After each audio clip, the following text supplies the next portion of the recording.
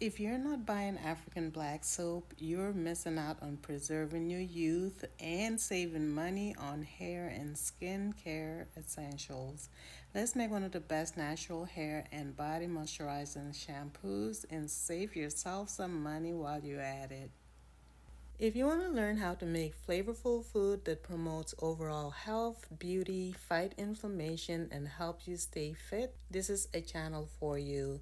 Let's learn to make amazing food and homemade products for beauty and glow. Welcome to Nature to Tea, a channel where you'll find out of the box and delicious recipes minus the toxins. African black soap is a West African traditional soap made with roasted plants like banana leaves, plantains, cocoa pods, shea barks, palm leaves, butters, and water. African black soap is used for cleansing dead skin cells, to fight hyperpigmentation, clear, smoother skin, and people use it as a remedy for skin conditions like eczema, psoriasis, and hyperpigmentation. African black soap also has antibacterial properties, has antioxidants benefits to help you age gracefully and fight fine lines, fights inflammation, and a little bit goes a long way as you can see here. Now, if you want a clear, beautiful, smooth skin, African black soap is one of the best natural soaps to go to. African black soap is potent and can be drying for some people with dry skin. So, one of the best ways to prevent dryness when using African black soap is to pair it up with castor oil when washing your skin or hair, or turn it into a moisturizing African black soap gel using things like butters, aloe, humectant like honey, and glycerin. In this video, I'm going to show you one of the best ways to utilize your African black soap for softer, smoother, even skin and soft, beautiful hair by turning your African black soap into a liquid soap using ingredients rich in antioxidants, vitamin C, E, and beta carotene. So the key ingredient here is real authentic African black soap. I got this particular one from Janice Organics. Sometimes I do order from Amazon from this company called Sky Organics. But wherever you get your African black soap from, just make sure it is authentic West African black soap. And the rest of the ingredients would be a cup and a half of water, some vegetable glycerin, and you can use about 6 to 8 ounces of African black soap, 2 to 3 tablespoons of butter, some cornstarch, emulsifying wax, some aloe vera gel powder. You can make your own or you can buy the powder that's already ready for you. And this is how I make my own aloe vera powder. I'm just going to show you briefly later on. But first, obviously, you want to wash and cut the aloe. Put it into a dehydrator. Make sure it is nice and dry and crispy, and then ground it into powder. So this is 6 ounces of African black soap. By the way, I have big hands, but this is an estimate of what it looks like. And you're gonna cut this up into small enough pieces. You can also use a grater and grate this, but I'm just gonna go ahead and use my knife to chop it up. And the reason for this is you want it to be small enough so that when you put it in the water, the hot water, it will be easier to dissolve. So while I'm doing this, I'm also boiling some water on the side. And once everything is cut into small enough pieces, you want to get a container or a jar. This is a mason jar, and you want to use something that's deep enough to blend it with a immersion blender, and that it wouldn't be splattering all over the place. So this is a deep enough jar. So I'm adding the African black soap in here. Then I'm gonna go ahead and pour some boiled water in this jar to melt the soap, and make sure you are using either filtered water, distilled water, or some kind of drinkable water. A good ratio is about a cup and a half of water for 6 to 8 ounces of the African black soap. So once this water is added, I'm gonna set it to the side, and then I'm gonna get my other ingredients prepared. And by the way, you also wanna mix this up every 15 to 20 minutes so that it will not clump up. So for the emulsifying wax and my butters, I'm gonna melt it all together. You can use the double boiler method, but I decided just to add it into a cooking pot and just melt it like that. And I'm also preparing my glycerin with my cornstarch. Now, the glycerin and the cornstarch give it a thicker consistency. And also, the glycerin is really a good humectant to use with African black soap just because it is kind of drying, especially if you have dry skin or dry, brittle hair. So you want to use about a tablespoon and a half of the vegetable glycerin, and you're going to add about a tablespoon of the cornstarch. And the cornstarch also, besides helping it thicken up, it also gives it that silky softness to it. So you just want to mix that and put it aside while my butters and emulsifying wax are melting. And later we're going to combine all this with the African black soap and get it all blended up.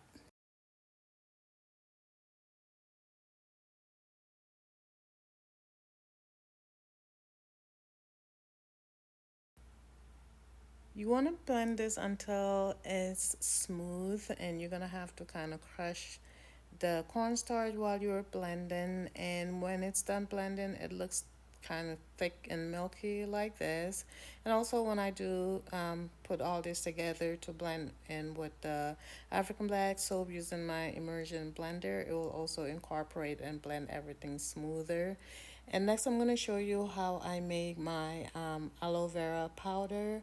So basically, you can either buy a aloe plant at the store, or like the single plant, or you can buy the whole pot of plant like I did, and just cut out whatever you need, wash it clean, and then chop them up in little pieces like this. You're gonna need a dehydrator. If not, you can also dehydrate them in your oven until they're nice and dry and crispy like this. Now you want to use a grinder to turn this into powder. However, I wasn't able to find my grinder. I was looking for it, couldn't find it, so I decided to use a regular blender. But I noticed the blender wasn't doing it, so I really had to stop and look for it for real, for real. So luckily I did find a grinder, and this is what it's supposed to look like, powder like this. And you can also sift it to get it even more fine.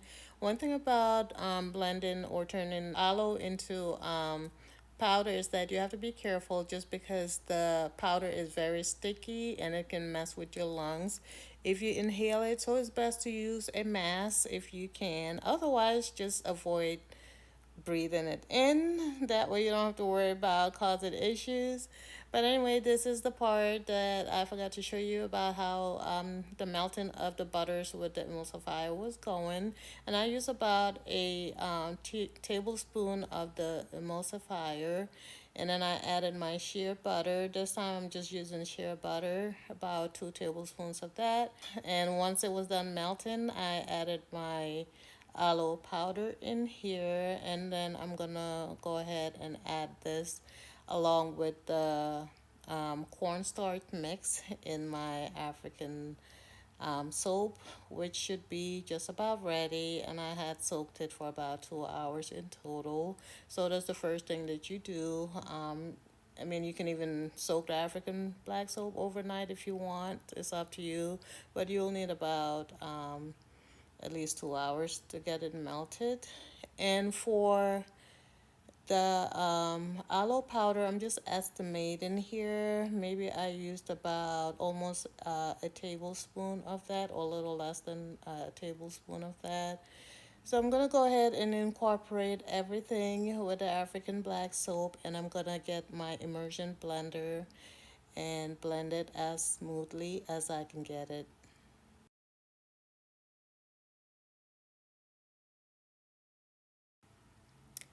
Also, one thing I should note here is that when you put your wax and butters in the African liquid soap that's soaking, it will solidify it a little bit if the soap or the liquid is kind of cool. So it's best to warm up the liquid soap by giving it a hot water bath. However, it's not necessary just because I have a good immersion blender. It will blend all these ingredients together pretty well. But it also helps, especially if you don't have a good immersion blender, to get the liquid warm so that the wax with the butters will not solidify. But here I'm going to go ahead and blend this, and I'm going to blend this in total about 10-15 minutes. And one other thing, and this is optional, I do like to add essential oils like tea tree oil and lavender oil, especially just because my scalp have been dry and flaky, and I do have a little bit of inflammation there. So I do like to add tea tree oil because it is antibacterial and also helps with inflammation. I also like to add some honey for more moisture because honey also has humectant properties, helps soften your hair and also your skin. But those are optional. So you want to go ahead and blend this all together until everything is nice and smooth.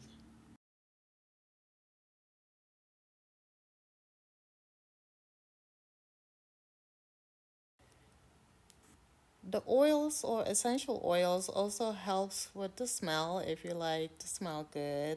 It has a nice scent to it. However, I just try to keep it basic and as natural as possible. There are other essential oils that you can use. However, I prefer the lavender and tea tree oil. And by the way, the first day that you make this African black soap is not gonna be as thick. However, the next day and on, it gets a little bit thicker, and it doesn't run at all. It has a good consistency. This African black soap liquid gel lasts me about a month or a month and a half, depending on how much I use it. I do like to add some into an applicator like container and then leave the rest in the fridge just so that it can last longer. Even though I've never had any issues with like it going bad or anything, but I like to keep the rest in my fridge since I don't add any preservatives there.